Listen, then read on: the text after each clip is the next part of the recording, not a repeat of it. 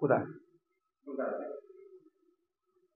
দেখুন, সারা পশ্চিমবঙ্গে সরকারি জমি আজ পশ্চিমবঙ্গের তৃণমূলের নেতা মস্তানদের দখলে।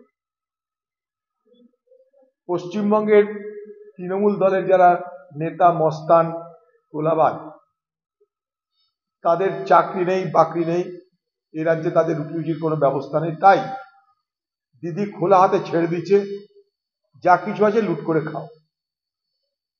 এবং সারা বাংলা জুড়ে যেটা ভয়ঙ্করভাবে হচ্ছে সেটা হচ্ছে এই যে ভূমি আধিকারিকগণ যারা, ল্যান্ড ডেভেলপমেন্ট যে অফিস, লুটের সেটা সব থেকে বড় ঘুঘুর বাসাতে রূপান্তরিত হচ্ছে।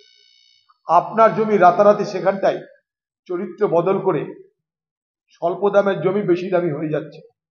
আপনার বসত বাড়ি জমি হাতছাড়া হয়ে যাচ্ছে। কৃষি জমি বাণিজ্যের জমিতে রূপান্তরিত হচ্ছে। এইভাবে সম্পত্তি আপনার অজান্তে বেনামে চলে যাচ্ছে। বড় অদ্ভুত স্টাইল আছে এখানটায়। মনে করুন আপনি দুর্বল, আপনার নামে ভূমি এবং রাজস্ব দপ্তর থেকে আপনার জমির কাউকে বিক্রি করে দিয়েছেন, তার একটা পেপার তৈরি হয়ে গেল। ভূমি দপ্তর তাদের কাগজপত্রকে এদিক ওদিক করে হেরাফেরি করে আপনার জমি অপর কাউকে দিয়ে দিন। আপনি যখন জানতে পারলেন, তখন আপনি দেখলেন যে আপনি আর কিছু করতে পারছেন না।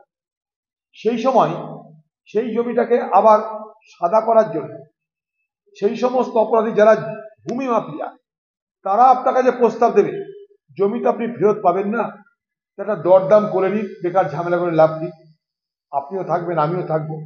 জমি মালিক সে দেখে আমি তো এদের কাছ থেকে উদ্ধার করতে পারবো না, তাই যা পাওয়া যায় তাতেই আমাকে সম্মতন হলে আমার কিছু তো লাভ হবে।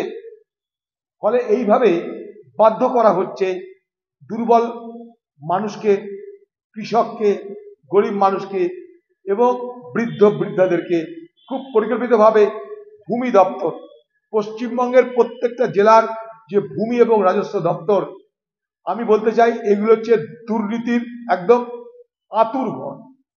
সব থেকে বড় দুর্নীতি হচ্ছে চোখের বাইরে, সব থেকে বড় দুর্নীতি হচ্ছে সেই ভূমি রাজস্ব দপ্তর।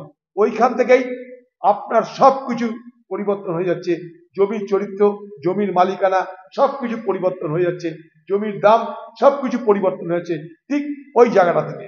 পশ্চিমবঙ্গের ঘুঘুর বাসা, দুর্নীতির ঘুঘুর বাসার নাম ভূমি রাজস্ব দপ্তর। পশ্চিমবঙ্গ সরকারের রাজস্ব নেই, রাজস্ব আদায় করার জন্য জমির উপরে ছাড় দেওয়া তুলে দিয়ে তারা টার্গেট করে দিয়েছে, আমার এত টাকা চাই, আমার রেভিনিউ এত টাকা চাই।